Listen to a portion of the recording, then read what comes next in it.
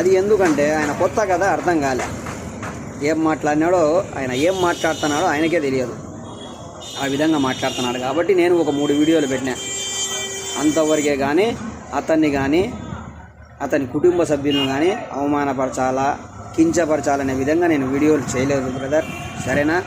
అర్థం చేసుకోండి. కొన్ని లక్షల మంది బ్రతుకుతున్నాం మనం గల్ఫ్ కంట్రీలో, కొన్ని లక్షల మంది.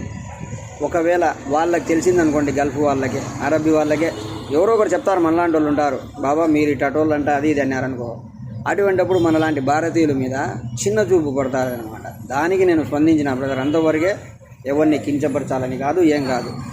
సరేనా అన్న? కొన్ని లక్షల మంది బ్రతుకుతున్నారు.